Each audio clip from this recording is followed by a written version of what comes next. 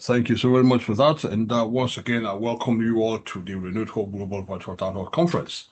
First of all, let me say happy Independence Day to all Nigerians across the world. Even though it was yesterday, and because our conference is today, I think it's not too late. It's still not too late to say Happy Independence Day. Thank you so very much for being part of this program again today. And as you all know, today's conference is a special edition with a special guest, no less, who for the next 2 hours, will engage Nigerians across the globe on a special theme chosen for today, which is titled "Safe Schools, Secure Nation: Advancing the Renewed Hope Agenda." So my co-hosts for today are Honorable Jacob Ogushe Hajiarakia Bello Abaka, Honorable Udeme Ukwe, Ambassador Kairat Adema Shawajiboye, Honorable Sheumbayewu, Alhaja Aulat Sule, and Barrister Tosin Olayinka. They will be assisting me in moderating today's conference to ensure a smooth and an uninterrupted deliberation. So, as you all know by now, this conference is streaming live across social media and especially on Ben TV UK, the first Nigerian African digital TV channel headed by its CEO, Alistair Shoyode, and the Diaspora TV in Switzerland, led by Honorable Mark Bamidele.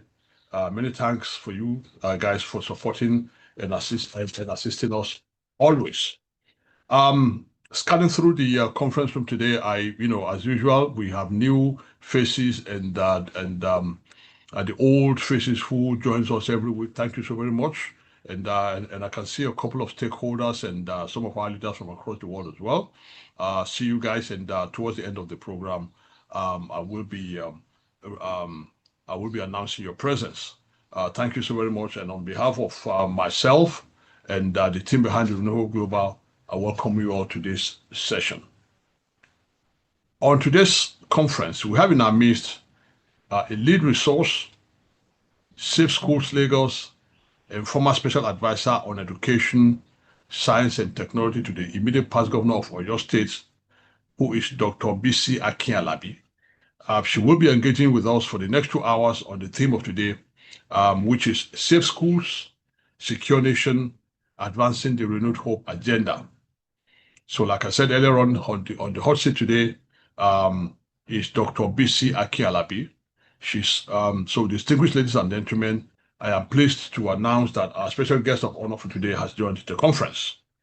So, to set the ball rolling for this virtual conference of today, please permit me to read out this profile of our special guest, Dr. Bisi Akin-Alabi. Dr. Bisi Akin-Alabi, also known as Mama Doc, is the former special advisor on education to the immediate past governor of Oyo State. She is the CEO of School Run Academy Ventures and lead of Safe Schools Lagos SSLAG. She is also an alumna of the University of Lagos, London South Bank University, and King's College London.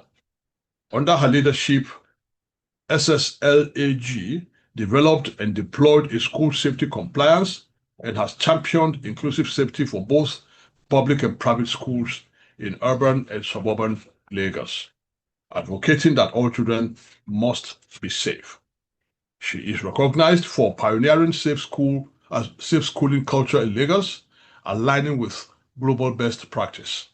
Dr. Akin-Alabi received a meritorious award at the 2023 Nigerian British Awards in London for her child safety and education leadership. And more recently, in October 2025, she received the Female Achievers Award School Safety category at an event held by the City People Group in Lagos, Nigeria. She is a diligent educator who exhibits a great vision for developing sustainable education provision in Africa. Dr. Bisi Akin-Alabi was also recognized in the United Kingdom 24 years ago by the then Prime Minister Tony Blair and was invited to number 10 Downing Street to dine with him and his cabinet members. Her efforts in the community were also rewarded by the Universal Peace Federation in the UK when she was made an ambassador for peace in Lancaster Gate, London in January 2025. She is focused on succession planning in Africa, and she is also an alumna of University of Westminster and University of Surrey, both in London. She currently runs the School Mother Show, which is an education beyond the classroom program that raises awareness of school safety, safe parenting, safe interactions, and leadership skills, encouraging self-authenticity, mutual respect, and so on. That, in a nutshell, is a brief profile of our special guest for today. So please join me in welcoming Dr. Bisi Akin-Alabi to the Renewed Hope Global Virtual Town Hall Conference. And once again, our main topic for today is Safe Schools, Secure Nation, advancing the Renewed Hope agenda. Usually at this juncture, I normally fire the first salvo of questions to our special guest, but I understand that she has a presentation to make, so I will be yielding the floor to her to make that presentation. But after that, we will be going to the floor to allow our participants to ask their questions. So if you know you have any question to our special guest, please put your hands up now before then, so that we'll be able to call you up, because we don't want to, as it is very usual for me, I don't want to go beyond the 2 hours, because for her to be here with us today, it takes a lot to get her here, and we don't want to belabor any of our special guests. So when we say 2 hours, 2 hours is 2 hours. So if you have questions, please put your hands up now, so that we'll have enough time to be able to call as many people as possible to ask their questions, and our special guest is up to the task, and she will respond in like manner. So once again, thank you very much for being part of this program. And I will now yield the floor to our special guest to start her presentation. So you now have the floor, Naima. Thank you very much, Ambassador Adebola. Good day, distinguished leaders, colleagues, education stakeholders, parents, and citizens of our dear nation, Nigeria. I would like to open my presentation today for this global town hall under the weight of a severe national challenge: the recent abductions of our students in Borno, Oyo, and most recently in Kogi. These are not just attacks on classrooms, they are direct assaults on our national sovereignty. Today we're here to present immediate concrete adjustment to align the renewed hope agenda to correct the menace. This will be our recommended blueprint for absolute deterrence and reclamation. So I start. The first slide. This slide is an introductory slide which tells us what school safety is. School safety has been defined as creating safe environment for children, starting from their homes to school and then back to their home. And we know that true school safety begins long before a crisis occurs. It starts with the people we trust around our children and the collaboration between home and school. This session empowers education, stakeholders, and governments to redefine how we view school safety, not as an administrative luxury, but a fundamental human right and a core economic necessity. It also empowers parents to transition from passive observers to active stakeholders in school safety, focusing strictly on safety practices and proactive safeguarding activities. It will equip all stakeholders with the knowledge to identify red flags, understand their unique protective responsibility,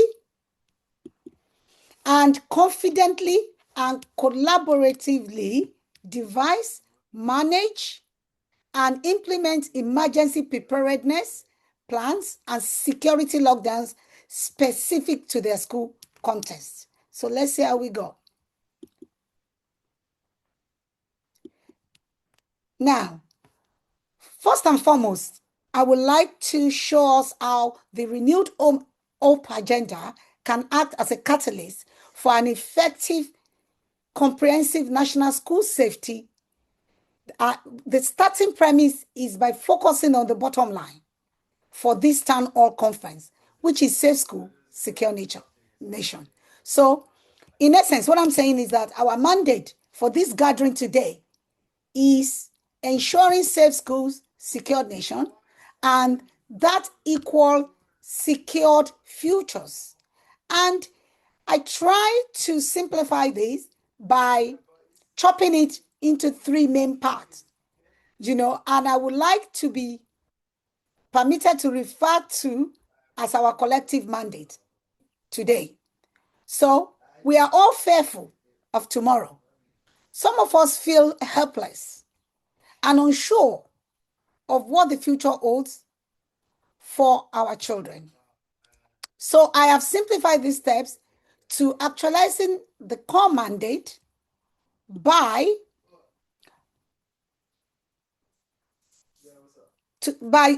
dividing into three simple steps as shown on the screen. The first step is the vision, which is talking about the fundamental human right. Safe access to education is a non-negotiable right, and safe learning is a basic human right. And then the second one are the crises. We need to understand what are the crises, what are the challenges facing us, what are those things that are blocking our vision and not allowing us to reach our goals in ensuring that our schools are safe and our nation is secured. And then the third, but not the last, is the solution. What is the way forward? How do we get to our goals of actualizing the joint mandate of safe schools, safe nation, which equates to secured futures for our children, our nation, and our prosperity as a people? And I would like to finish this slide by quoting the President Bola Ahmed Tinubu, the President of the Federal Republic of Nigeria, in his speech yesterday. He says, though this year's mood is dampened by the abduction of our children in Oyo and Borno, we remain hopeful for their safe return. Democracy without security is not solid enough. That is why this administration, which is his administration, declared a security emergency and approved the recruitment of more than 50,000 new police officers and thousands of military recruits. We, at this stage, sincerely pray that our children will be returned home safely. This is a very sore note in my heart recently. Now, let's continue looking at the mandate. Safe schools, secure nation. That is our mandate for today's discussion. And that mandate equals secured futures. So this slide is talking about the vision, So let's define the vision for this purpose. I have further divided this into three so that we can understand. The first one is the constitutional obligation. What is the Constitution saying about security and safety? Section 14, 2B of the Nigerian Constitution dictates that the security and welfare of the people shall be the primary purpose of government. So if this is so, we are using this opportunity to call up the government in all three tiers of government that we have in Nigeria, federal, state, and the local government, to hasten up whatever they're doing and to ensure that our children and our colleagues are brought back home safe and soon. And also to ensure that the entire communities in Nigeria are safe. We need to be able to be safe on the streets. We need to be able to be safe in our homes. We need to be safe while we are going about our daily businesses and minding our businesses. because this is what the Constitution of the Federal Republic of Nigeria stipulates, and this must be respected. Now, the second part of the vision is I'm trying to move this from, is the fundamental human right. Safe access to education is a non-negotiable right. Fear of abduction must not strip a generation of its future. So we also need to know that safety and security is a fundamental human right. So that is a vision that we need to build upon whatever we're doing regarding the school abductions on. And third but not the least is the national security and continuity. Safe schools are the foundation of regional stability, preventing mass displacement and long-term socio-economic collapse. I'm not going to dwell too much on all this because they are self-explanatory. We need to be safe in order to be prosperous. We need to be safe in order to achieve. We need to be safe in order to be alive, to even have the opportunities that exist wherever. So it's very, very important that being our constitutional right is also our fundamental human right, and also is also a requisite for national security and sustainable community. Next slide. Now, I'm going to look at the crisis.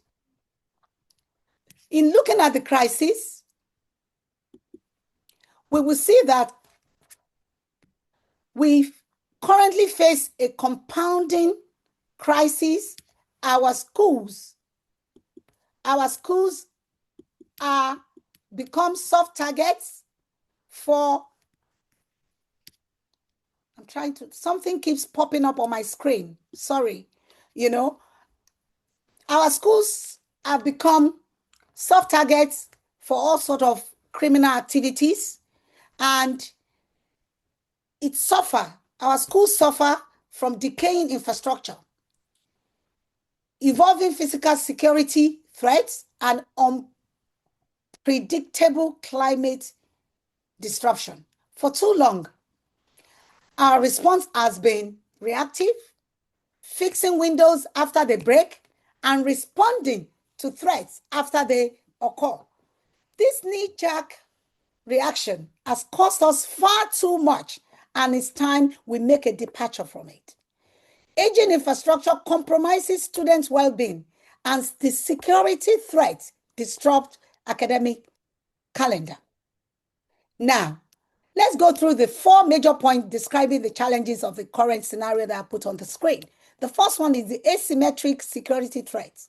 Sophisticated, armed, non-state actors are targeting rural and border zone schools for mass kidnapping and economic ransom. Number 2, systemic infrastructure deficiency and lack of awareness of psychosocial safety. When I say psychosocial safety, I'm talking about things that we can't see.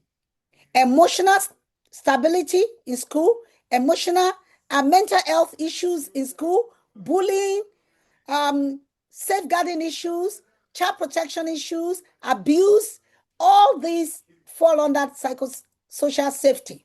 So really, we need to look at school safety in its entirety. We don't need to look at it as a piecemeal. Now, functional perimeter fencing in most schools are not on ground. Secure access gates do not exist. Even simple electricity we don't have in some of our schools, leaving schools highly vulnerable. There are high incidences of bullying and abuse, peer-to-peer abuse, and mental health issues in our school. Number 3, communication and geographic blackout.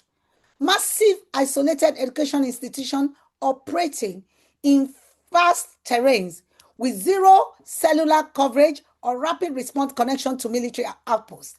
We need to understand that this is the reason why the people from Ogbomoso, those communities in Ogbomoso, were unable to raise the alarm quickly and swiftly for them to have support from the security agency around. Now, number 4 is the rapid response corridors. Oh, sorry, I think I've moved to the next slide. Number 4 is the security threat and institutional fragmentation. I cannot say that enough. Fragmented and slow regional communication loops between state government, federal government, local community, and federal security apparatus. Now, let's now move on to the solution. The solution is the how. And I am pleased to inform us that the renewed hope agenda can be so aligned to change this paradigm completely. In the following set of presentation slides, I'll be introducing a proactive, heavily incentivized, and fully funded mandate to enable us shift from a culture of damage control to a culture of absolute deterrence and resilience. Let's look at the major ways to align the renewed hope agenda to achieve our mandate of safe school, safe nation. Number 1 is we need to establish the unified national school safety code, establishing mandatory, legally enforceable physical and operational safety benchmark for every school. Now, let's look at this. We need to set up the infrastructure for compliance monitoring and institutional audit because we need to show people that this national code has teeth. Because without the teeth, people will still continue to do whatever they feel like doing. And we cannot afford to do this. And the focus here should be on launching the Independent School Safety Inspectorate. It has to be independent, not linked to any Minister of Education parastatal. It's got to be independent, report directly to the Commander-in-Chief of the state or of the country. Now, we need to launch the Independent School Inspectorate, like I said, and we need to deploy real-time digital auditing apps for school principals and stakeholders. We can use the Safe School Lagos template as a point of concept. I mean, we already have the SLAG, that we can use as a proof of concept. I beg your pardon. This is an example of a comprehensive school safety compliance guidelines, which consists of 20 compliance standards for schools to follow in their safety management system. And every school must have an SMS. SMS means safety management system, after which they go through the audit process, which is simply self-assessment, evaluation, independent audit, and certification. This can be monitored digitally, usually using an appropriate application. Then number 2, we need to target admin and kinetic security. So that means we need to ensure that schools become defensible. When we say defensible schools, we mean that schools with fortified perimeter wall, anti-climb perimeter wall, and other fortified security apparatus are put in place to ensure immediate communication and support, and alarms are raised. For example, those that came to pick those children up definitely came in groups. And this means that there will be movements. And there are things that could have been buried deep around the school perimeter that can sense unusual movements. For example, if we are ready, there are people in this country that have the solution. And because of my position, my role as the lead and as championing this space since 2011, I have a lot of people that call me and let me know what they're doing in that space. So we are not without help. We are not helpless. We are not dumb. We are not fools. There are Nigerians that know what we need to do. And there are Nigerians that have devised innovative and creative means in tackling this insecurity in our school. So immediate federal funding is needed and to be diverted to construct reinforced perimeters and install solar-powered satellite-linked panic alarms that bypass cellular networks. Number 3, decentralized intelligence overall, integrating parent-teacher association, traditional community leaders, and local civilian task forces into an early warning network. In setting up this infrastructure for the solution, we need to prove that the policy has teeth. I said that earlier on. We need to establish transparent inspection mechanism. The regulatory body must introduce an independent National School Safety Inspectorate. That is to be the regulatory body. We don't want to bundle it into what the Ministry of Education is doing already. The Ministry of Education is overburdened. There's so much that they're doing at the moment, and they don't have the expertise to manage safety and to roll out all the school safety protocols the way it's meant to be. Now, digital auditing can be employed. We can transition to an app-based real-time compliance tracking system for school principals, and there should be consequences and rewards.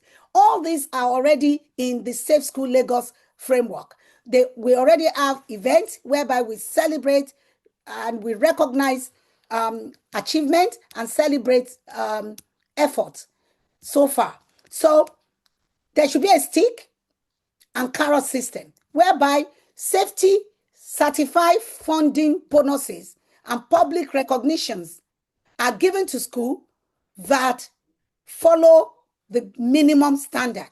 So we will have the minimum standard. We'll have 1-star, 2-star, 3-star rating, and we will have one that's above 3-star rating, which we call the beacon of safety, and then we have the stick, graduated penalty, loss of accreditation for school, management for school, or management's restructuring for non-compliance, name and shape on a national school database with awareness campaign for parents to avoid schools not listed on the database. So talking about the hardening of physical target through absolute deterrence, we need to understand that the target hardening and kinetic security should be more of a deterrence that directly curbs school abduction by disrupting the criminal business model, forcing attackers to abandon their plans due to increased risk and operational difficulty.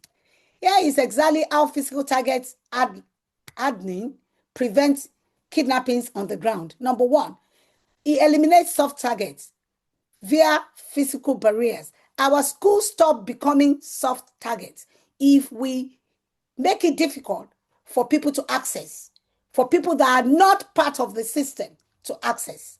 Armed groups look for vulnerable, open perimeters where they can enter and exit undetected within minutes. But we can also use technology to bridge this by burying sensors on the ground that can sense unusual movement. We will do this away from where the children play, away from the children's playground, and we need to have high reinforced perimeters if it's walls, but with anti-climb concertina wire strip away the elements of surprise.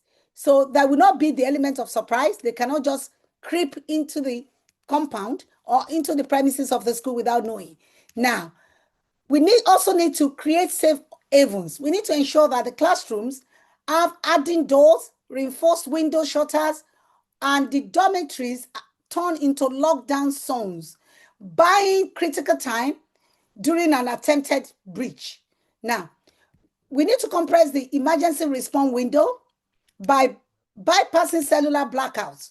We can have solar-powered satellite linked to panic alarms that do not rely on local commercial phone network, which attackers often jam or destroy. The first thing they do when they come in is to cut off all the communication lines. But we can do that by using renewable energy or using people, community, the local community as vigilante.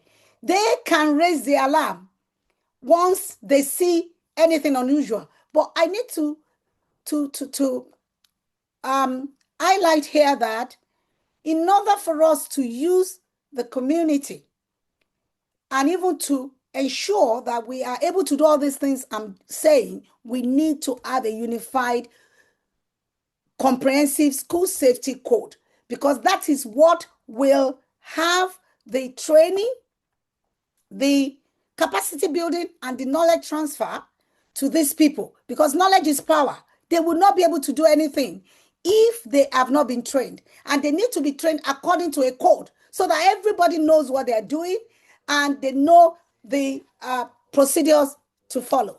Now, psychological deterrence and threat mapping. So, distinguished colleagues, hardening our physical perimeters with concrete and steel is only half the battle. A fortified school is useless if the human beings inside are paralyzed by confusion during a security breach. True deterrence requires building a human fortress. To achieve this nationwide, the renewed Hope Agenda framework must adopt and scale the proven Safe School Lagos model. Lagos shifted school safety from an ambiguous administrative guideline to a strict compliance-driven culture. We need to standardize these methodologies across all 36 states and the FCC. We need to first look at our educators. Under this model, a teacher is no longer just an academic instructor. They are the commanding officer of their classroom during an emergency. We must mandate certified first responders training for every teacher. Every teacher will now know exactly how to trigger a satellite panic alarm, execute an instant dormitory lockdown, and administer battlefield triage within the first 120 seconds of an alert. Secondly, we must institutionalize student drills. These are not announced. They are calm, repetitive, muscle memory training models. Just as children reflexively know how to read, they must reflexively know how to drop, cover, and remain silent when a threat indicator is activated within their school environment. Thirdly, we must recognize that security requires strict operational gatekeeping. Following the SLAP protocol, we are mandating comprehensive pre-employment background checks and safer recruitment procedures for all school personnel, because we need to be frank. These people will not be able to infiltrate a school without insiders or some crooks faking to be employees of that school. So we must ensure that the internal vulnerabilities are cleared before we tackle the external threats. Finally, our advocacy cannot live in an ivory tower of English language policy briefs. If a farmer or local youth leader spots a suspicious convoy 3 kilometers away, they must understand the warning system. We must launch a massive multilingual awareness campaign broadcasted via regional radios, local town criers, and direct SMS arrays in Hausa, Yoruba, Igbo, and Pidgin, and any other local dialects that exist within the location of the school. We must turn our community into an active early warning matrix. When information is weaponized at the grassroots, attackers lose their most valued asset, the element of surprise. We need to know that the element of surprise is the most valuable asset of attackers and all these kidnappers. Now, I now said, let's look on how we can move from policy to our mandate. We need to establish direct funding streams under the renewed hope agenda that is guaranteed and ring-fenced, eliminating bureaucratic delays by establishing direct non-discretionary funding streams dedicated strictly to immediate school level fortification. 2, with the funding, we need to also fund technological driven safeguarding gadgets. I know so many people who have these gadgets at the moment. Geofencing and student monitoring devices that could be planted on individual school children in multiple areas in as abduction deterrent. So it means that we put this, if we have 30 children in this class, Bola may have it in her ear, where Tola may have it in her shoes, where Benga may have it in his wrist or at the hem of his trouser. So if we do this, it will be difficult for the attackers to undo this on all the children while they are trying to make away with them. So, and as soon as they move, this tracker continues to give feedback of their location to their parents, who must have downloaded the application on their phone, and they can give that to the security agency. Now, proactive target hardening, I have spoken about that before, so I'm not going to repeat that again. Binding legal mandate, I've spoken about that. That is about establishing the comprehensive school safety code nationally across all the 36 states. Now, preemptive threat intelligence, we need to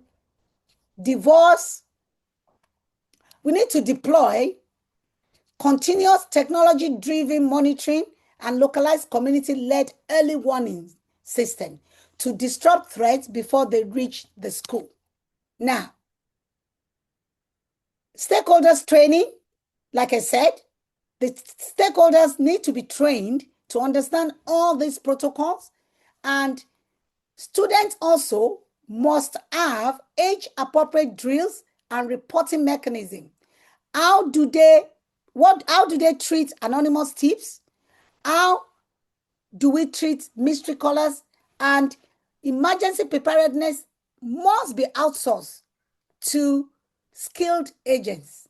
Now, we also need to have mass awareness. We need to use the media, broad media campaigns, radio, television, SMS, social media. We need to ensure that we are engaging the parent, teachers association, and community collaborators. Now, this slide basically shows us the renewed hope agenda school ecosystem. What am I saying? What I'm saying is that this is the new ecosystem that we need to focus on if we want to use the renewed hope agenda to change the landscape of education in Nigeria. And if you look on the left-hand side here, we have the school space. On the right-hand side here, we have the home space where the parents and the children are. And then in between, we have the state and government actors. We have the regulatory and law enforcement place. We have the non-governmental organization, advocacy groups, and civil society groups. We have these protocols that is needed within school, and the most important of it is safe recruitment. When we recruit the right people, 50% of the risk is already tackled. And also, we have the Compliance Monitoring and Regulative Agency. This has to be independent and private, reporting directly to the Commander-in-Chief of the Armed Forces of Nigeria or the states, the CEO of each state or local government. Knowledge transfer training must be continuous. It has to be continuous professional development. Advocacy, stakeholders engagement has to be continuous as well. Now, let's move on to the next slide I call the mechanics. These are the key inputs. If you look at it, I've used mechanical tools to show the key inputs that we need for the renewed hope agenda. We need psychosocial safety, tech-driven, fortified physical structure, and we need a unified national operational code, readiness for teacher support and professional growth. This has to be tech-driven, and the three of them working together will give us the mandate that we are looking for, which is safe school, secure nation. And the catalyst for this is the renewed hope philosophy, which will shift national school safety from a reactive policy to a proactive, well-funded mandate that is from reactive system to responsive system. What am I saying? The good news about this is that there are education is a soft sell, and there are corporate social responsibilities of many responsible companies that are willing to support. And also we have Friends of Education, the World Bank, UNICEF, UNESCO, they all have funding that we can access if you use those who know what they're doing, because knowledge is power. You need to know where the funding are, and you need to say the right thing. You need to be putting out the right indicators for the funding agency to reach to you. I remember when we started this Safe School Lagos, I got a call from UK Aid.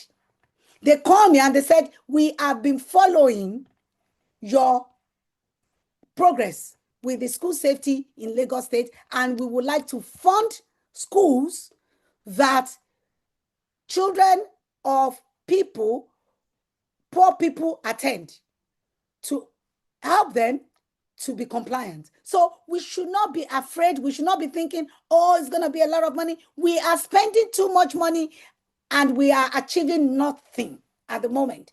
We are throwing money at the security agencies, and all we're having are jamborees, I must tell you, because I've attended one or two of those jamborees before, because I was invited to come to a launch of one of the security agencies' Safe School initiative. And I sat down there, but fortunately, there's nothing I can do because things have not been put in the right perspective.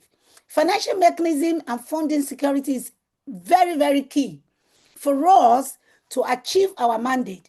The National School Safety Trust Fund must be ring-fenced. We must ring-fence it. It must be non-discretionary federal fund. It must be insulated from standard bureaucratic red tape and budget delays. It must be direct to school capital pipelines. Funds must bypass multiple layers of administrative ministries, flowing directly to verified school bank account, strictly for infrastructural fortification. Also, we need to have capital allocation breakdown like this. Let's say $100 million is allocated to funding securities in school. We need to ensure that 50% of it goes to kinetic fortification, 40% to technology arrays, and 10% to local capacity. And there must be fiscal accountability, real-time digital ledger tracking, where every fund is spent, accessible via the institutional audit platform. Now, let's move on to the next slide, which is my final thoughts. On a final thoughts, for too long, our national approach to school safety has been defined by the rear view mirror. We have operated under a reactive policy framework, waiting for tragedy to strike, sending condolences, bags of rice, and donations, and then scrambling to patch holes in a broken system. That era should be over because of the renewed hope agenda. The renewed hope philosophy rejects damage control. We need to introduce a proactive, heavily capitalized, and legally binding mandate. We are not asking schools to implement guidelines if their budgets allow it. We are legally mandating total compliance and backing that mandate with guaranteed direct federal funding. Even private schools can also get help, because we need to know that all the children belong to the federal government and state government and the local government. So the private schools are just helping government to educate their children. So if we have the compliance guidelines, any school that meets that guidelines at a particular threshold can be supported. They should be able to access funding. I used to run 5 education and childcare centers in the UK, and I used to access different forms of funding, but it's based on certain criteria. If you meet that criteria, you can apply for those funding and you get it, and the funding will be released in batches to ensure that there is continuous improvement. We need to shift our entire security posture from post-crisis response to absolute pre-crisis deterrence. We will harden our targets, integrate our intelligence, and secure our classroom before the threat ever reaches the perimeter. This is our line in the sand that we need to draw. So, to summarize, I'm proposing a unified national school safety code with the main objective to present a single standardized legal framework and eliminate conflicting regional policies.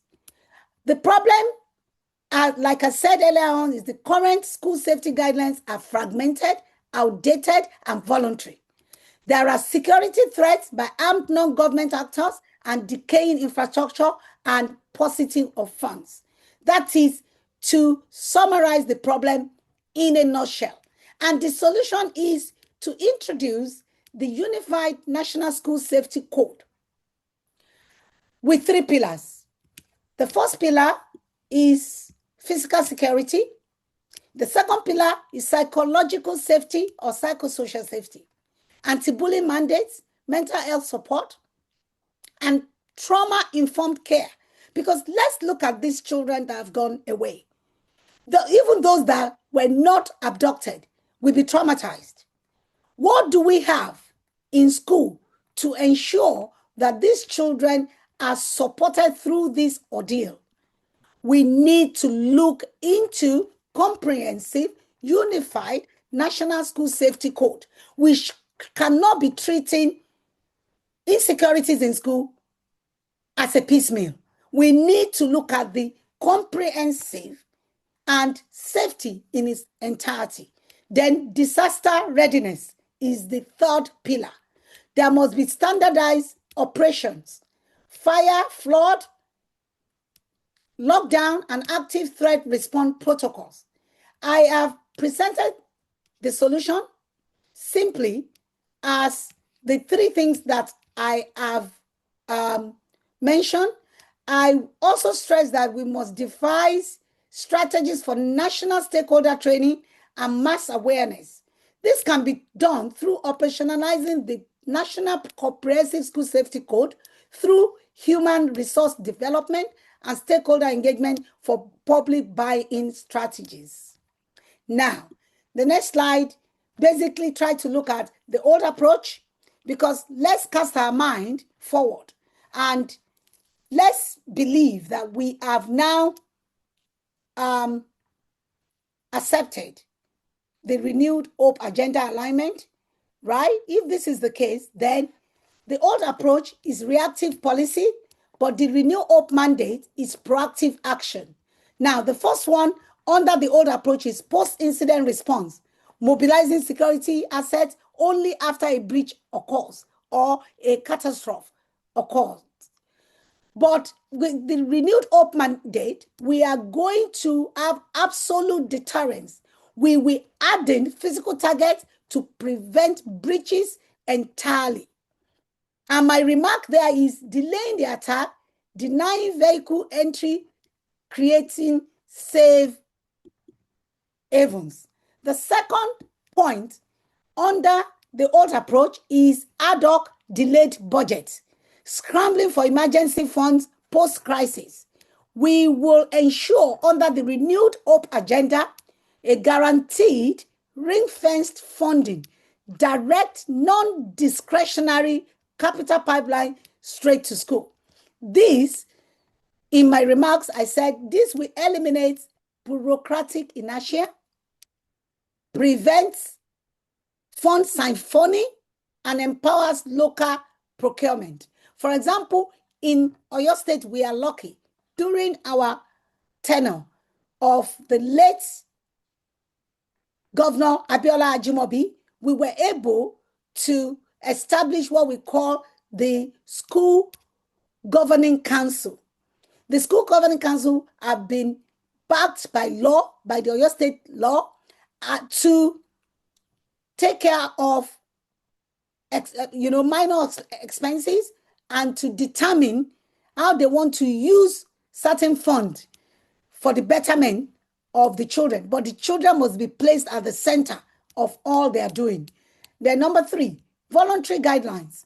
This is what we had before. Fragmental regional recommendation with no penalties.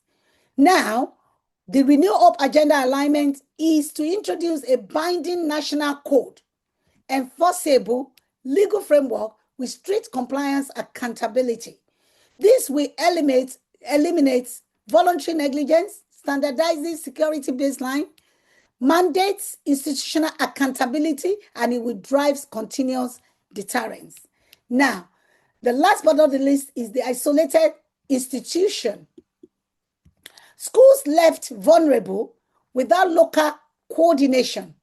That is what we have on ground now. But with the renewed hope agenda alignment, we are proposing integrated community intelligence, PTAs, local leaders, and rapid response sectors, bound fair technology. We're going to use technology heavily, and we already have people that have developed different gadgets, applications, and protocols that can aid, detect security breaches and raise alarms. Now, this will destroy the element of surprise. We know that these people, these evil merchants that have been coming to raid our school, abduct our children, they love the element of surprise. It will also bypass damaged infrastructure. It will turn passive bystanders into first responder. It will enable tactical interception. So to move on, I now did a broad overview of what technology will allow us to achieve with the new renewed hope agenda alignment for school safety. Now, for the Renewal Aligned Safe School Initiative, we will put children at the center, as you can see, with effective teaching and learning of concept, we will have on the left-hand side, we will have the implementation strategy, which is sensitization, evaluation, and alignment, right? And then on the right-hand side, we're going to have all the state actors. We'll have the state government committing resources and building infrastructure for piloting. We will have the technological driven strategies with renewable energy, and we will provide body-mounted safeguarding monitors for school children. We will also provide CPD and upskilling for stakeholders. This will be done by the Independent Inspectorate for School Safety. And then we have the Renew Hope strategic approach, which I mentioned on the left-hand side, which is like a C, sensitization, evaluation, and alignment. So this is what technologies does to the program. It allows a bird area view for designated authorities and stakeholders to share information, communicate, train, report, and monitor compliance. Finally, co-patrons. Distinguished audience, distinguished colleagues, policy without teeth is nothing more than good intentions. For decades, our approach to protecting our children has been crippled by a fragmented, voluntary patchwork of regional guidelines. Today, we replace that vulnerability with a singular, legally binding mandate, the Unified National School Safety Code, which is our renewed hope agenda alignment. This code eliminates administrative choices. It establishes a non-negotiable legal standard across all the three structural pillars shown on the screen earlier on. Now, we spoke about physical security. We are legally requiring every educational institution to move away from porous boundaries. This means mandatory 2.5-meter reinforced perimeter walls topped with concertina wire, fortified entry gates to stop vehicle-borne intrusions, and solar-powered satellite panic alarms that operate completely independently of vulnerable commercial mobile networks. I can get us funding from the connecting the unconnected network to bring solar-powered and rural electrification to all our schools. They will do it for us. When I was the special advisor in Oyo State, they were already talking to me before our tenure ran out and another government came in. And as we know in Nigeria, government is meant to be a continuum, but in Nigeria, not always so. If you don't have the same party winning elections, every good thing that the other party started will be abolished. So psychological safety is another thing that I've mentioned before. And thirdly, we need to address disaster readiness. We need to institutionalize muscle memory. Every school will operate under identical, standardized, active threat response protocols. Whether facing a security breach or a fire or a climate-induced flood, staff and students will know their exact movement. We are matching every institution to a dedicated, localized, rapid response corridor. This code transforms school safety from an optional administrative luxury into a binding legal duty. Compliance must be mandatory. Funding must be guaranteed. And accountability must be absolute. Now, I said it would not be nice not to quickly show the SLAG compliance drive before I go. This is a comprehensive national school safety type, and it has 4 main key elements, which are knowledge transfer, compliance monitoring, event, and advocacy. So As you can see, there are the key element 3 is compliance monitoring. This one, it has 20 mandatory standards that school must be met, amongst other obligations. Now, the last but not the least is the implementation strategy. If finally this, our alignment, is approved by the presidency, then we will follow this C approach. And that brings me to the end of my presentation. I thank you all for listening, and it's now time for the question and answer session. Thank you. Wow. What can I say? Thank you so very much. I've been I'm just being bowled over with this presentation, because this looks seriously purely like a policy paper, which I dare say deserves to be placed on the table of the appropriate personnel within the presidency. And I'll seek your indulgence to talk about it immediately after this conference. This deserves to be on in the presidency, basically, because there are so many actionable solutions that was presented here, which, in my view, if followed to the letter, right, it's just a matter of time before all this nonsensical and devilish abduction of our children stops.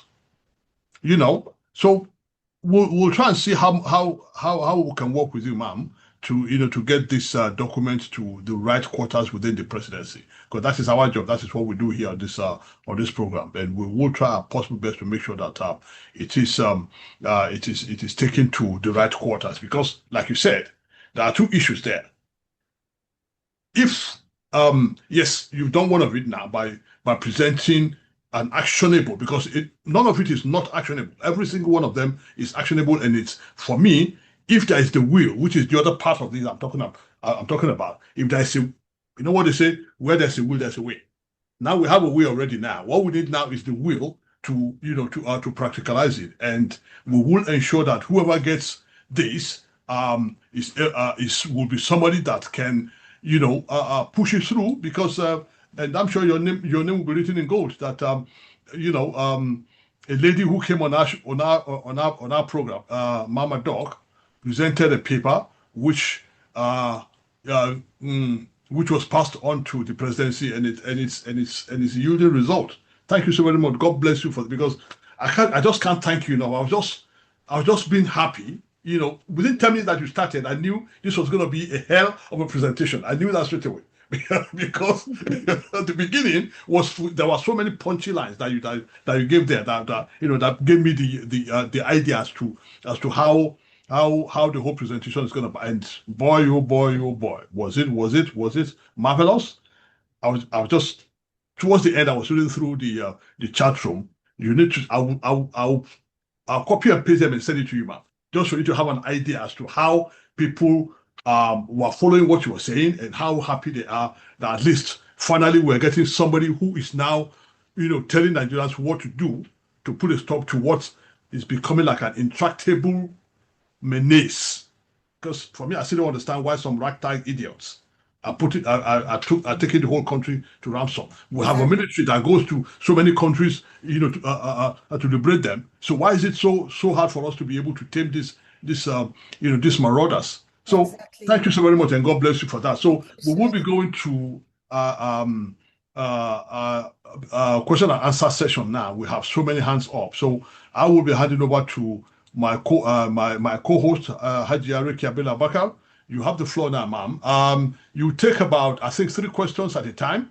Then we'll use the floor to special guests to to answer them.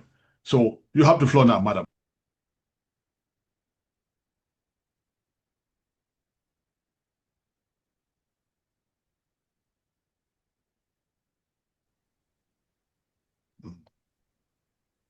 Hajiya.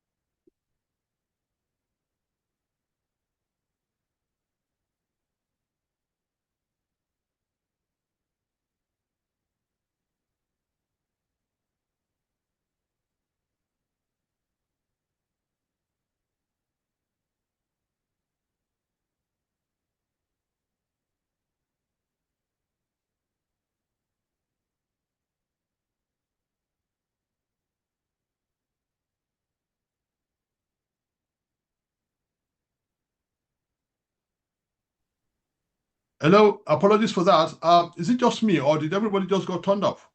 No, I can hear you. Okay. Um, okay. Has Lady Susan Jumoke, Fajana Thomas, you have the floor now. Please unmute yourself. I just got cut off earlier, for a couple of seconds there. Thanks very much. Good evening, everyone, and thanks to our Governor, Honorable Adebola, for doing this. I agree with you. I'll curate your indulgence to make a few comments, then jump on my question. Okay. Oh, I agree that this presentation quite detailed and something that needed to be put forward in terms of uh, looking at school safety in Nigeria. As the chair said, I'm Susan Jumoke, Fajano Thomas OBE. I was an elected politician in the UK until last month, and the diaspora coordinator of the Ashiwaju Loyalist Ladies established in Abuja. I'm sure my president and the vice president, Honorable Abiola Obagun Towobola, and Pastor Mrs. Mary Aboderi are on social media because they said they're going to follow us through this today. And patron, Honorable Tayo Ayinde, the Chief of Staff to Lagos State government. Like I said, I have the opportunity to be an elected politician in the UK, and my area was around safety and policing, crime reduction, and something you mentioned, which is quite important in it when we are talking about security, emergency preparedness, and disaster readiness is quite important. You mentioned this in your presentation, and like we said, we're going to get back to power come next year. This need to be taken forward.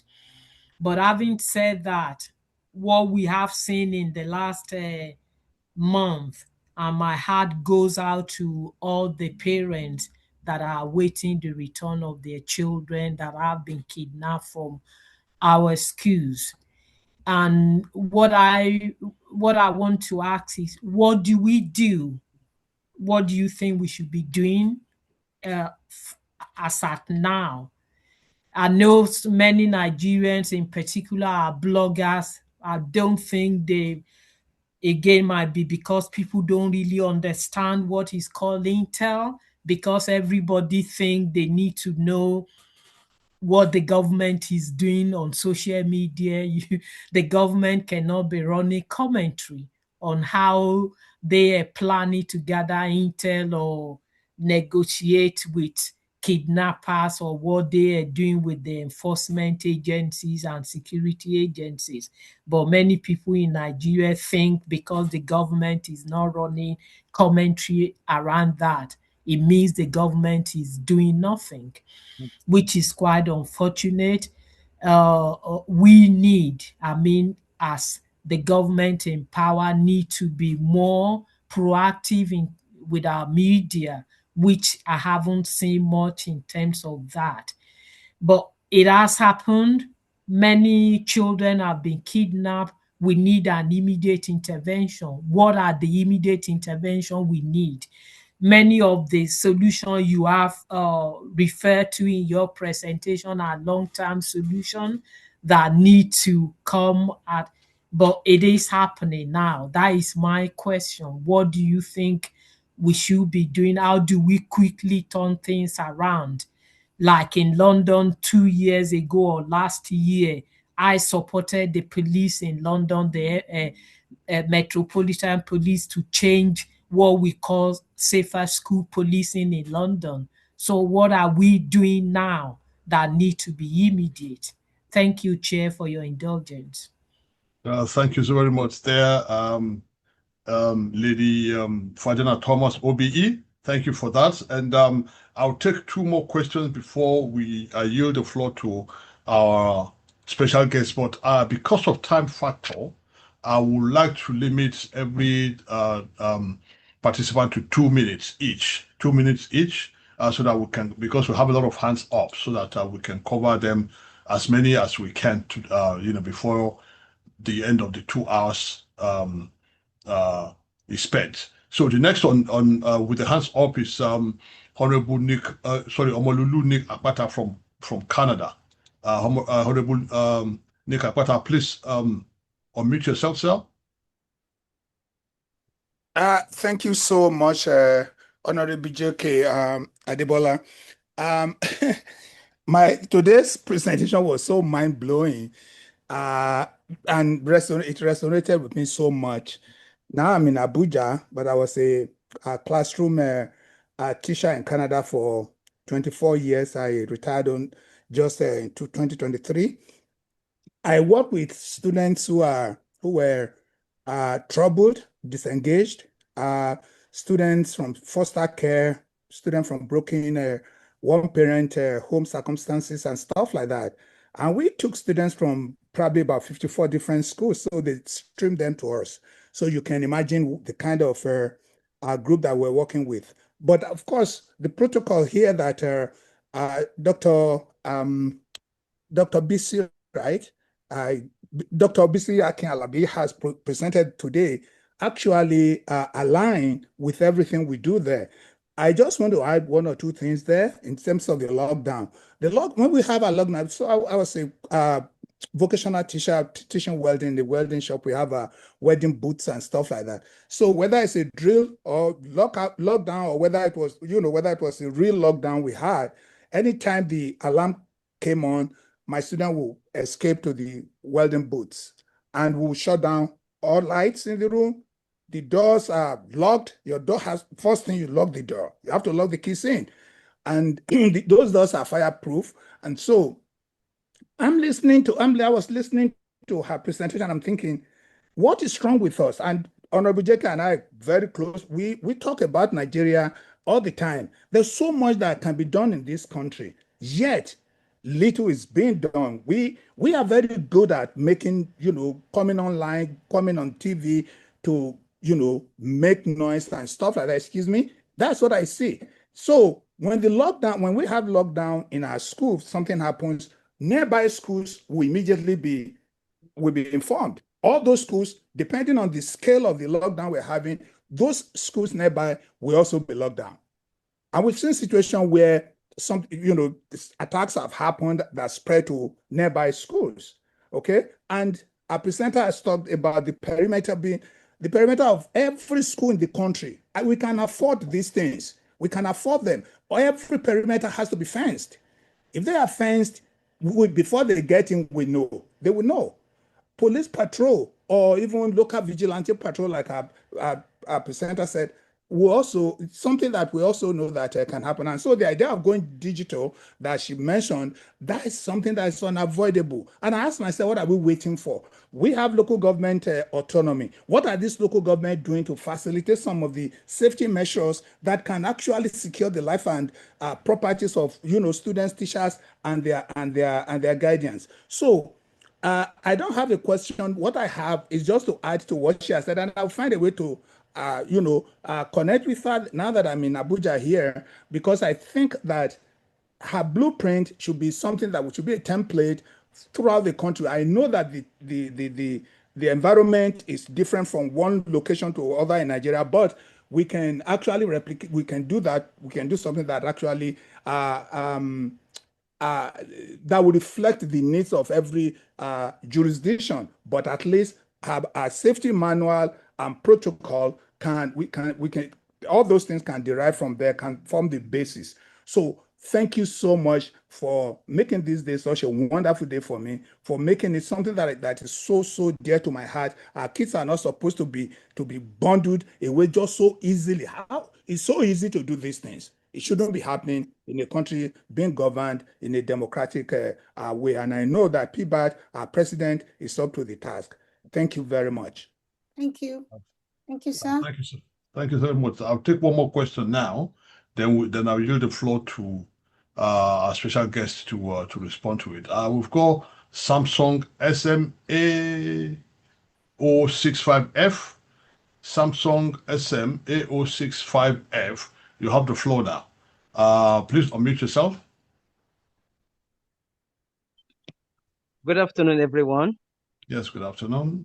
Please tell us your name and where you're calling from. My name is Abdurrashid Taj. I'm a staff of Federal Ministry of Education with the School Safety Department. Thank you very much, sir. Yeah, in fact, I'm so delighted to be in this group. A friend of mine just added me to it. And I must say this clearly. Dr. Bisi, she have done a real wonderful presentation and a real wonderful job. And I would like you to know that the Federal Ministry of Education is doing a whole lot. Just the way she said, school safety is something of an intel. And I would like you to know that for every one school that is attacked, more than 10 schools attack has been aborted without people knowing it. But I just want to ask her a question. The federal government is doing a lot through the Federal Ministry of Education with our minister, Dr. Maruf Alawisa, doing especially so keen when it comes to school safety. But we have this different in SOP, standard operational procedures. If you look at the dynamics of Nigeria, it's easy for the way the way we look at that of Lagos is so interesting, so adorable that if every one of us can adopt it in the whole 36 state of Nigeria and FCT, it will be nice. But our individual differences, what works in Lagos, that we at the federal level, that's one of the things we are battling with. You see, inconsistencies in policies. What works in Lagos will be difficult to work in Zamfara or to work in Enugu. So I'm trying to say, adopting that of Lagos will be very, very good. But if you look at the different geo-environment we are in Nigeria, and the mindset, I will be honest with you. The mindset of a northern man is different from the mindset of a southern man. And we need a common goal. And another thing is this act of jurisdiction. In Nigeria, 95% of the schools belong to state and local governments. 95% of the schools belongs to states and local government. And we are talking of security now. It belongs to the federal government. Thank God the state policing is coming up.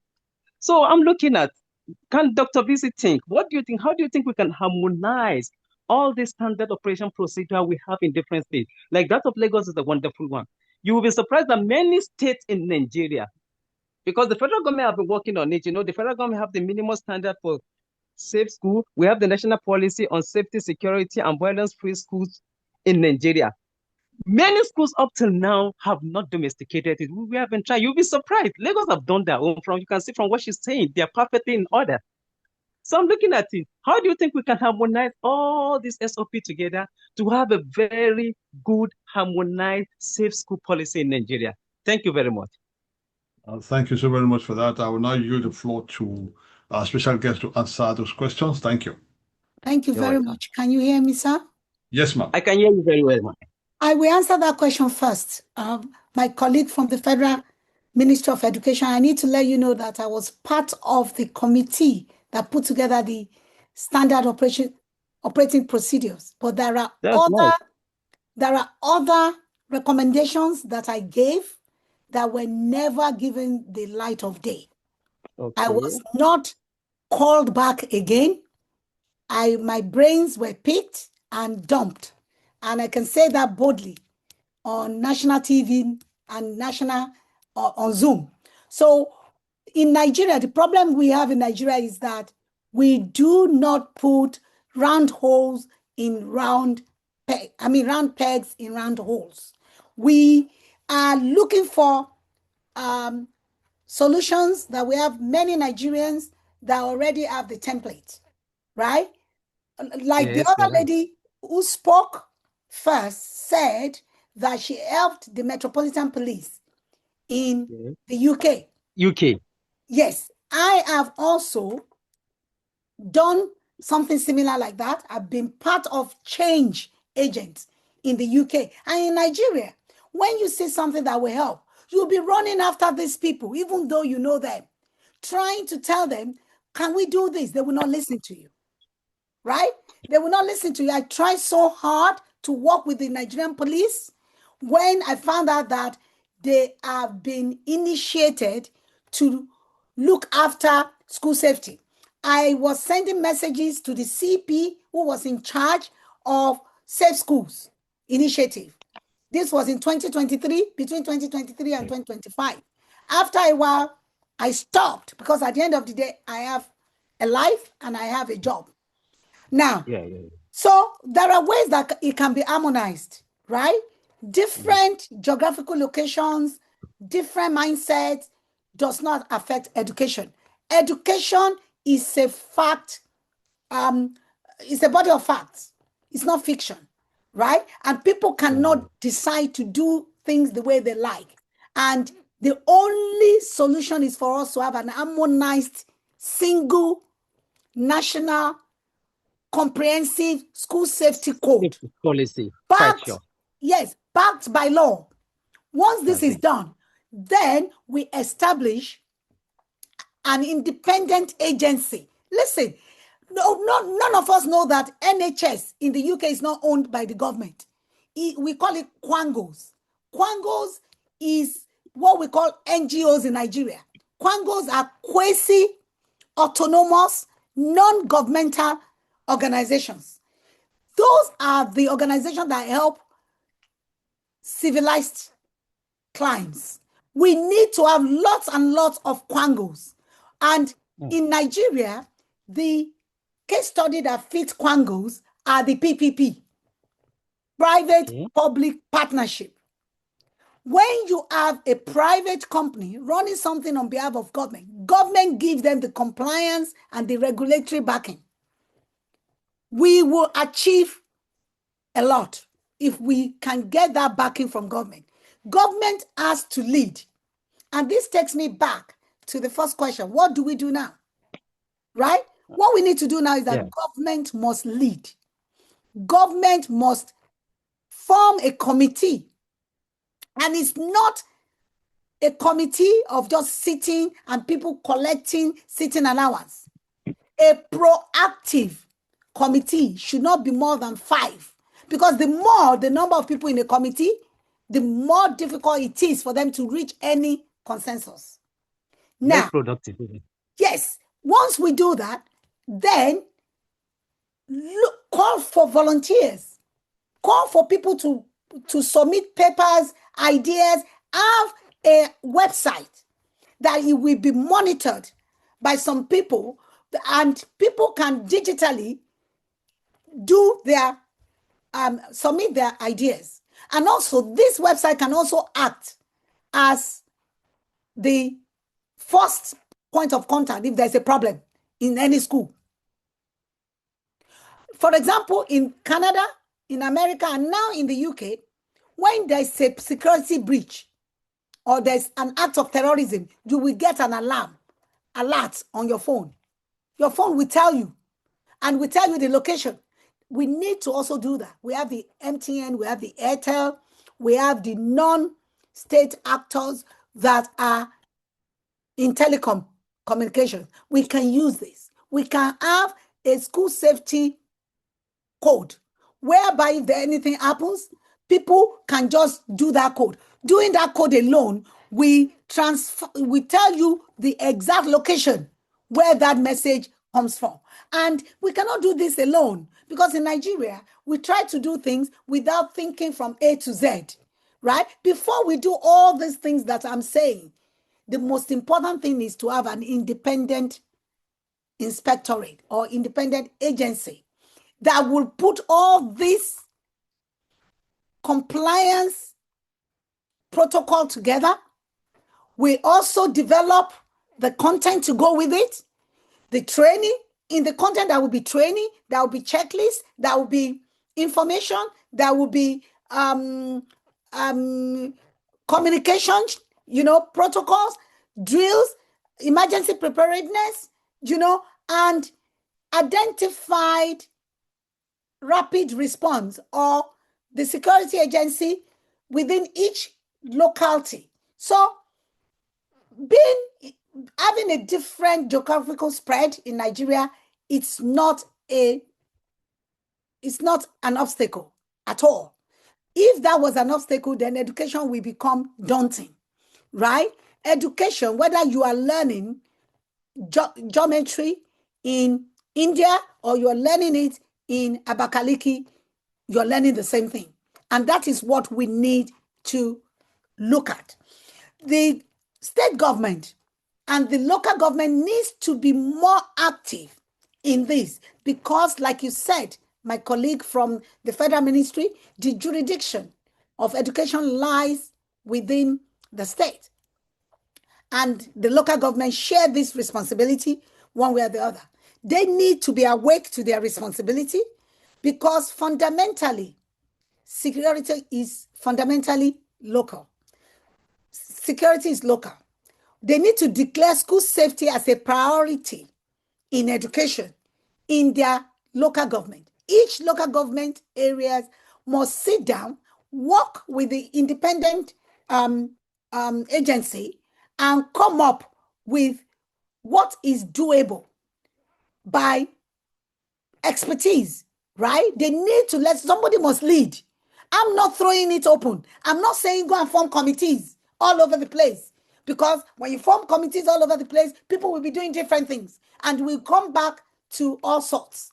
It becomes all sorts. And then we will be turning out junks and people will become, they will be grandstanding. They will be saying their own style is good. What we need is the federal government must back the school safety and security initiative with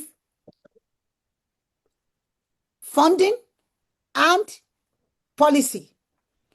They must back it with the law because if it's not, if it doesn't become law in Lagos, security of lives and property has become law in Lagos. And that's the reason why they could do the Safe School Lagos. We will not be able to do it if it's not law.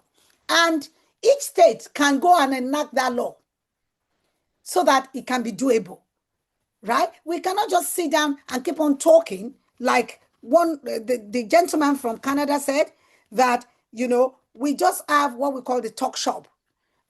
After the talk, nothing happens. I sincerely hope that after today's talk, something will happen and we will be able to look back and thank the Renewed Hope Agenda Global Town Hall for this conference.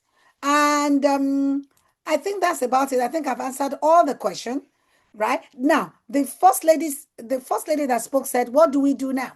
Number one, we need to understand the confidentiality and the sensitivity around schools. My heart bleeds when I am on social media and I see people posting children, using children for different kind of tricks, on social media without covering their faces. Some of these things will traumatize these children for life if they grow up and they find out that they were on social media at that tender age. We need to understand, like the lady said, intel. Not everything must be on social media. You can still announce or share information without putting the pictures there. We also need to know that when things happen in school, the social media is not the first place that we should run to. I like to thank the parents and the stakeholders that come to me. A lot of things happen in Nigeria that people come to me because they know what I do. And they just say, oh, madam, we got your number from so, and we just want you to guide us. This is happening. And it's because we don't have an independent agency they can go to. We don't have a website. The government doesn't have anything in that space. That space is empty and it has to be filled. And for anything that is empty, junk, we fill it. We know that there is no vacuum in nature. So what do we need to do? We need to hold our government responsible and get them to do something. And doing something, they need to do it now. Thank you. Oh, thank you so very much for that elaborate response to those questions. I think Hajiya Rekia is now back on. She will now take over now for the remaining question from the participants. So Hajiya Rekia, you have the floor now. Thank you, Mr. Chairman. Sorry for that technical issue. Dr. Bisi, you're welcome on board our global home, Renewed Hope Global Home, for your very comprehensive presentation. Thank you, I've got, I think, about 3-4 hands up. There's Samsung SM. I'm not sure if that gentleman was the person that spoke earlier on. No, it's another one. No, it's another one. Oh, okay. Yeah. Samsung SM, you have the floor while Abiola Aminu stays on standby. Samsung SM, are you there? I've asked him to unmute now. Can you unmute yourself, please? Sorry, Madam Moderator, I'm not sure it's me. I think it's probably me. Yes, it's you. Oh, okay. Thank you very much. Thank you, Moderator, and thank you, our able presenter, Dr. Bisi Akin-Alabi. The presentation was comprehensive, and you gave us a panacea for both the government and the federal government and the state governments. And you touched on systems, policies, and funding. And you talked a lot about electronic systems, physical deterrence, psychological safety, and operational protocols. Just briefly, my question. Now, you talked about unified comprehensive safety code, and you talked about stakeholder training. How do we now incorporate this unified comprehensive safety code to stakeholder training? Thank you. Thank you for that question. Sorry, my name is Jude Ibe from London. Ah, okay, Jude, instead of the Samsung. Thank you for that question. Doctor, should I go ahead or would you like to? Let's take all the questions, ma, and then. Okay. Yeah. The next one is Abiola Aminu. Are you there? If you are, please can you unmute yourself?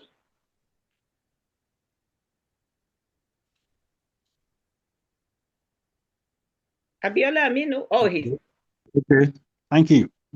Good All evening, everyone, and good evening, Dr. Bisi, for the wonderful presentation. Thank you. Well, I've listened to the presentation, and I think some of the questions I wanted to ask has also been touched, and she has even spoken extensively afterwards.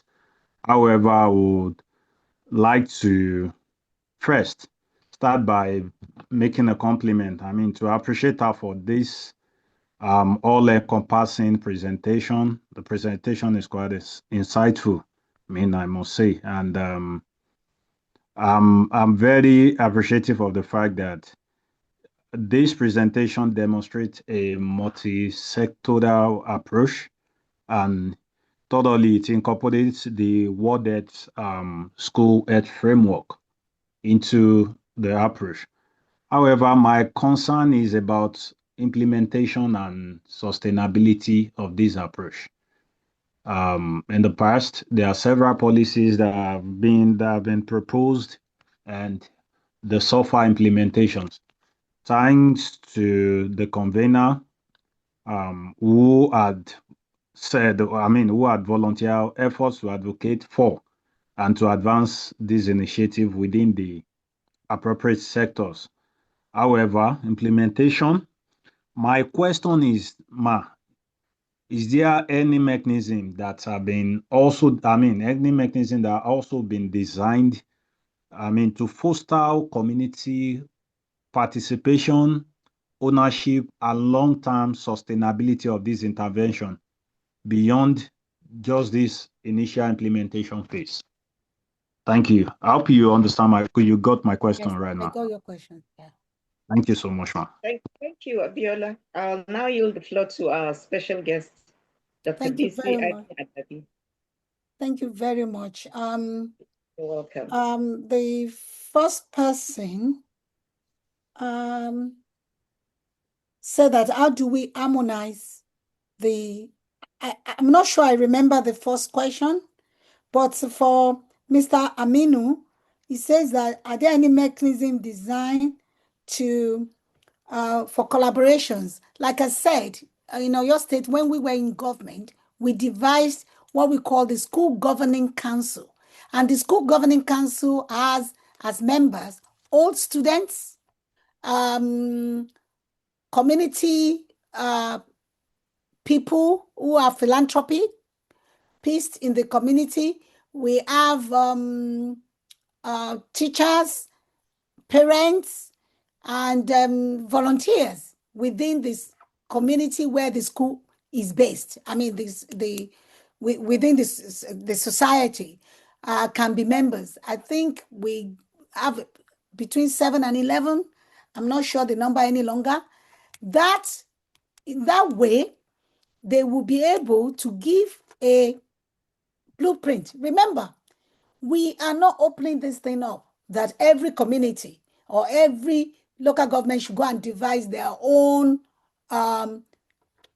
solution. No, what we're saying is that we want a renewed hope agenda alignment, which will bring everything together under one roof.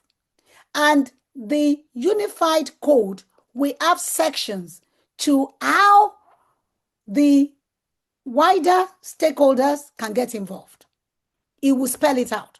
It will spell out what and where and how all of those people can collaborate and their functions. What is the school management doing? What would be the role of the teachers? What are the role of the parent? What are the roles of the pupils and the students? What of the ballet and the traditional rulers? What are their role in this, and what are the roles of the local residents? So these are the things that will have been spelled in this unified code. So it's already contained in it. Once you have, remember, quality assurance is about thinking through what you want to do to ensure quality, writing it down, documenting it, and monitoring it and evaluating what you've done to ensure that you are doing what you wrote down. That's quality assurance. And in Nigeria, we're not quite good at quality assurance because we do a lot of things in the air. We don't document things, and it is very, very difficult to have a culture of improvement when there are no records. So we need to start first by documenting the school safety code and starting the advocacy, sensitization. That's why I said we use C. The first thing is sensitization. The second is engagement. And the third is adaptability. So we need alignment. So we need to sensitize, we need to evaluate and engage people, and then we need to align the implementation to the local context, right? So there will be room for the alignment of the slightly different context and also the advocacy in the local dialect is very, very key. There will be certain things that will be in the local dialect so that everybody can understand and can be carried along. I hope that answers your question. Madam Rakia, can you remind me of the question before this one, please? My system has been messing about, so it kept cutting back and forth. I'm not sure what Samsung and some of the question he raised. Is Mr. Jude Ibe from London. Yes. If you can write it in the chat room, and the chat forum, I'll answer it. And somebody else asks, where will the funding come from? Honestly, the current funding for Safe School, financing Safe School, does not come from the federal government and state government alone. There are funding from education development agencies, friends of education all over the world. So there are, like I said when I was talking, that education is a soft sell and safety is even a more softer sell, because if you think safety is expensive, you need to try ignorance. You need to try negligence. And then you now find out that no matter amount of money is worth a life. So we need to prioritize safety and back it with funding. We need to ensure that we look for ways. If you give it to a PPP, the private company will look for the fund and they will raise funds to augment. Government can just make a contribution and the school can make a contribution as well. So that is the way forward. We don't need to be bogged down on, oh, there's no money. Oh, where would we find the money? We need to at least first sit down and start giving it a thorough thought. And that way, okay, Unified Comprehensive Safety Code being incorporated into stakeholders training. Yes, thank you, Mr. Jude Ibe. You see, when we say a unified comprehensive school safety code, for example, on the screen now, you have this Safe School Lagos key elements. If you look at it, you find out that there's advocacy on the left, and at the bottom, you have knowledge transfer. That's training. And this knowledge transfer encompasses all the stakeholders, including the school cleaner, the school security, the school bus drivers, the administrative staff, the academic staff, the parents, right? So the knowledge transfer is part of the code. It will spell out. That is the job of the experts that will be working in the agency. They will have come up, they will have thought through A to Z. They will have used the project management approach for the program and come up with appropriate training and capacity building. And it has to be on a continuous basis. Thank you. I hope that answers your question, sir. Thank you, Dr. Bisi. I've got two more people. Please, let's not go beyond 2 minutes each because we're getting closer to our closing time. I've got Bola Babaride, and then there's Techno Camp. Please be on standby while Bola Babaride will ask his question or to make his contribution. Not more than 2 minutes, please, because the device will mute whoever goes beyond 2 minutes. Thank you. Mr. Bola Babaride, please unmute yourself. Okay. Are you there? All right. Yes, I'll mute myself already. Yeah. That's Okay. good. Good evening, everyone. Thank you very much for the opportunity. My chairman, thank you for wonderful job you've been doing.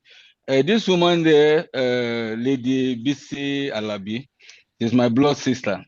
And I left an event to attend this thing. Well done, my sister. You have killed it. You have done well. Now, before I go to the question that I have, because there's limited time, this thing I put it at the last point that you mentioned something that to make this thing happen, it's not only the state government and the federal government alone. There are agencies, there are NGOs that can assist in making sure this thing happen. I can assure you here today that if they form this committee, I'm ready to volunteer to sponsor the website, the first-class website that's going to be seamless, that's going to generate everything that we need, all in the information gathering and everything. I promise that will be my contribution because I believe in this project and I know this woman will do justice to it. That's number one. Then also, I want to mention something about this miscreant called the bandits and terrorists. With all these things we are doing, we still need to do something drastic.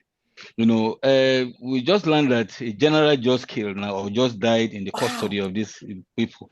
A general, the former PRO to the military, just died in custody today or yesterday. So now, if you keep somebody in captivity and he dies, you also don't have right to life.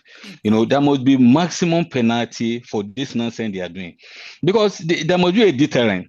It's not becoming a business, and it's a wicked business, so there must be something drastic that we have to be, that will be, done. Then also, we have to abolish, no state should integrate this miscreant back to society.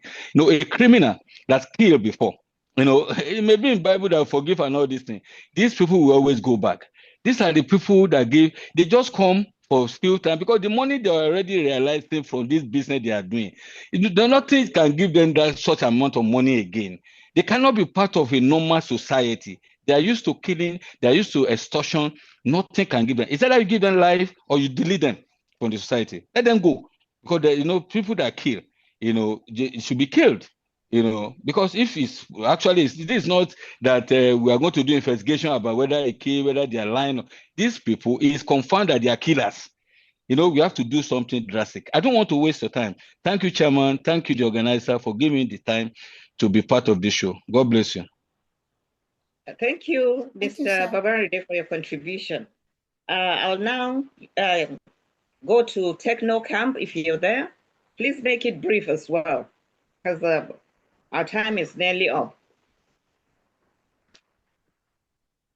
Techno Camp, are you there? Yes, I'm here. Thank you very much. No, my name is Dr. S.A. Adeniran. Okay, Dr. Adeniran. Okay. Yeah, I want to ask that what will be the role of the alumni association in this program we are talking about, because I know both in Oyo State and Osun State, where I'm so belong, the alumni association have been the one in forefront of development of the schools. The state, what the state is giving to the schools are not adequate. So it is the association. I happen to be the chairman of the board of trustees of my own alumni association. And we do the fencing by ourselves. We do the wiring over the fencing. We are doing a lot of things, which I know that if there are basic things that are like this, the state and the federal government, they should tackle these little ones before we go to any other elaborate ones. That's my own question. Where do we put these alumni associations that have been at the forefront of helping their alma mater? Thank you very much, sir. Adeniran, I'll hand over now to special guest. I'll yield the floor to our special guest to respond to the last two participants. Thank you, Dr. Engineer Bolanle Adeniran. If you were following me, I said several times that in your state, we have the school governing council. That is where the alumni operates. They operate under this school governing council in Oyo State. Because the school governing council consists of the old students. That's what I mean by old students. I usually call the secondary school old students, and university alumni. I know we can use the term for both, but that's why we have the old student association. They will continue to support their alma mater through the protocol. In fact, the alma mater should be talking to them more or to help them with school safety right now than just building structures. Because when you build structures, I said it in my presentation, if the people who occupy that structure lacks knowledge, that structure will not be able to save them. So knowledge is power, and especially knowledge relating to safety and security is key, especially in the times that we are in Nigeria right now. We cannot all japa. We cannot all leave the country. We are a country of over 220 million people. There is no country or nowhere in the world that we can run to. We have no other place than home. So it takes me back to the first thing I've been saying. It is the adoption of the Renewed Hope Agenda Alignment, which is to have a unified, comprehensive school safety code.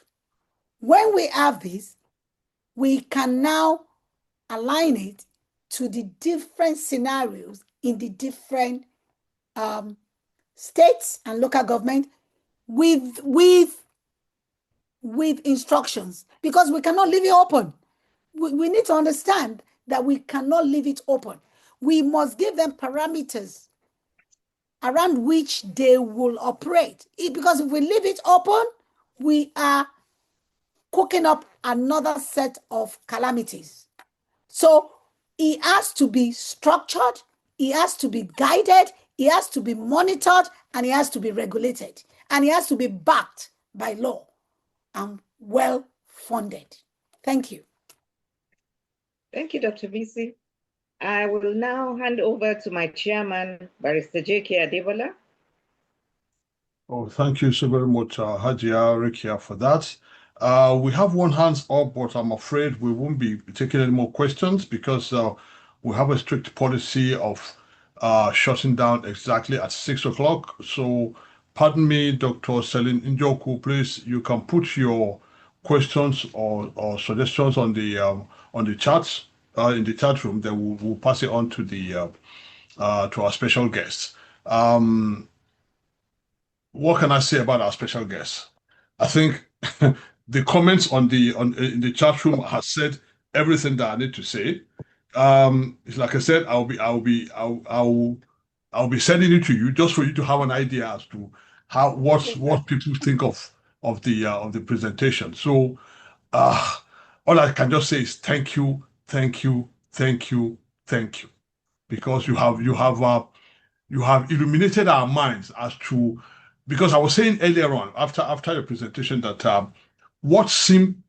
the problem that seemed intractable, you have kind of simplified it with various solutions that, if properly followed, right, this incessant abductions will be a thing of the past, as far as I'm concerned. And that's why I said we will work with you, ma'am, to make sure that your presentation, which for me is a policy paper, end of story, it's a policy paper. So that's why I said we'll do what we have to do, all we can, to make sure that we pass it on to someone within the presidency, for appropriate action. So that is what we'll do, because that's what we do on this program. So thank you so very much for finding the time out of your crazy schedule that I came to know about whilst contacting you for this conference. Thank you for taking the time to be here, and not just that, you gave us something to think about seriously regarding the current situation in the country. So thank you so very much, and God bless you. So I don't know. Normally we give room for our special guest to have the last remark. So I'll give you that. I'll give the floor to you again now, so that you can give us your last remark. Whether about the organizers, Nigerians in particular, or the participants. So you have the floor now, Dr. Alabi. Thank you very much, my dear brother from another mother. I thank you for the opportunities that you've given me to be here today. I thank all the organizers, all the co-host and admin for the program, and I thank the visionary of this program. This is a fantastic program showcasing the Renewed Hope Agenda. This is because this fund, it gives the government, ideas from the topics that are carefully selected and making sure that the topic is topical. When I say topical, it means it's current issues going on. And those are the things that you always harp on. So I thank you so much for this. And I thank all the Nigerians that have come to support me. I thank my brother, Dr. Tomori from Abuja. I thank Dr. Jude Ibe, Mr. Jude Ibe. I thank Kende Akinsanya. I thank Mr. Sam Yayi and all my guys and girls from SLAG. I can see Safe School Lagos, Mrs. Isioma Enabo. Thank you very much. These are the stringers. They are the foot soldiers that have gone out to do evaluation in schools. And I need to sound a note of warning that the Safe School Lagos was not without each. We are still facing a lot of pushback from the educators, especially the private schools and the Ministry of Education. They are hostile because they think we are taking their job. So in Nigeria, these are all the issues. And that's the reason why this thing has not really flown the way it should fly. But with this renewed hope agenda alignment, I am quite hopeful, I am excited, and I'm ready to be engaged, either freely to do what I always know how to do best, and that is serving my country. I'm a patriot. Thank you very much, and have a great day, sir. Amas. Thank you, Auntie Rakia. I will get your details from Ambassador. Thank you so much, sir. Ma. You're welcome. Thank you for coming on board to our program today. Thank you so very much for everything you've done today, because you just gladdened my heart, and I believe everybody is as blessed as I am with this presentation, because for me it's like the kids will say, it's top, it's off the cheesy. I'm trying to sound street now. It's off the cheesy. So thank you so very much for that. And so like you said, we try to bring topical issues that are happening in the country. And every time we knock on the doors of our leaders, they always oblige us, and they come all gone blazing every week. You've taken us back to school again today, which I'm happy with. So I'm always looking forward to it every Saturday, because every of our special guests always take us back to school with a presentation. So I feel like I'm in my 30s again now in the uni. Thank you so very much for that. Thank you so much. So we've come to the end of the program again. I will apologize again to Dr. Selin Njoku. I believe I got the name right, who I couldn't call because of time factor. Thank you so very much for being part of this program. I acknowledge the efforts of stakeholders who made the Renewed Hope Town Hall virtual conference possible through their wide network of influence and hard work behind the scene. They know who they are. Thank you immensely for making this possible every week.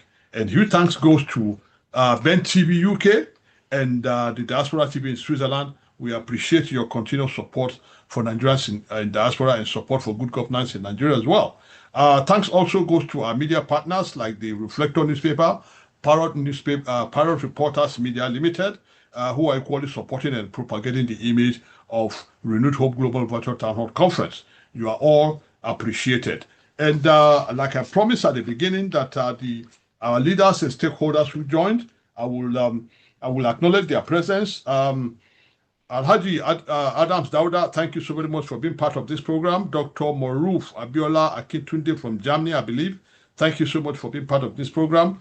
Dr. Titi Lokwe Adeniro, thank you so much, sir. Dr. Michael Tomori, that's another brother from another mother for me. Thank you so very much. He's from Abuja. Thank you. Every week he never misses our conference. Thank you so very much. And he's our Renewed Hope Global Nigeria chairman, by the way. Thank you so very much, sir, for being part of this. Madam Deborah Fatogun, thank you so very much. She's my mother, adopted mother. Thank you so very much. I love her to bits, man. My dear friend, Honorable Omololunik Akpata. I'm not sure. Canada, Nigeria, in just the rough everything together. Thank you so very much for being part of this. And Her Highness, Honorable Susan Jumoke Fajana Thomas, OBE. Thank you so very much for being part of this program. I'm looking forward to seeing you again next week. Thank you so very much, and God bless you. Engineer Patrick Obidoyin from Manchester. Thank you so very much, sir. Venerable, we have a man of God in the house. Hallelujah. Venerable Gabriel Sudende from the UK. Thank you so very much, sir. You too. You never miss our conference. God loves you. Thank you so much. Engineer Bola Baridi from South Africa. Thank you so very much, and thank you for agreeing to be part of the committee that will be set up for this. Thank you. And Dr. Jude Ibe, thank you so very much. I just want to say something for some of our members who are joining with their telephone numbers. A couple of months ago, we never used to allow them to talk for obvious reasons, because we are very protective of our special guests. We don't want anybody to just come and, embarrass them. But because for some reason today, I just feel this is an intellectual meeting. So let's give you a chance. So please, my advice is whenever you join a conference, please always join with your name. Please always join with your name so that we know who we are asking to speak. Yeah. So thank you so very much, everybody, for being part of this. I just look forward to the report. I'll be putting out the report tomorrow. So once again, to our special guest of honor, I'm so chuffed that you agreed to be part of this program. I didn't have to ask you twice. You just agreed straight away that you're coming, and for that, I just bless God for your life, because the way you did your presentation for me, it's going to take me a couple of days for me to get over it, because there are so many things you said that I never knew before, which you brought it out, and you made the solution to the problem that we have in this country that seemed intractable. You made it look so simple, and that's why I said, if there's a will, if the will is there, it is doable. And it is doable like yesterday. So we will do what we have to do to make sure that we pass everything to the presidency. Thank you so very much. And so on this note, we'll be drawing the curtain, but not before I call our matron to give us the closing remarks. Ajia Rekia, you have the floor now. Thank you, Mr. Chairman.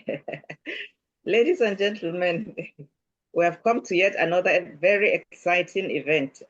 Thank you to our special guest, Dr. Bisi Akin-Alabi, Lead Resource, Safe Schools Lagos, and former SA on Education, Science, and Technology, Oyo State, for your very educative and comprehensive presentation.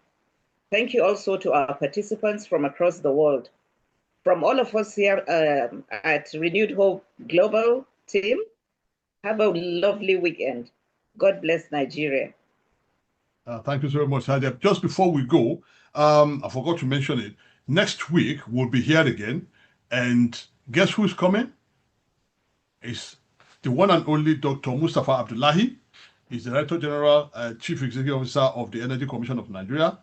He was on at this conference on May 18th, 2024, and is coming back again next week by popular demand. So make it a date with us next Saturday by 4 o'clock again, with Dr. Mustafa Abdullahi. Thank you so very much, Nigerians across the world. Well, I'm looking forward to welcome you all again next week. And if there's any VVIP that I didn't mention his name, please forgive me. Sometimes, certain things, this happened, but I will look through my notes and maybe put it in my report for tomorrow. So God bless you all and have a wonderfully blessed weekend. Thank you.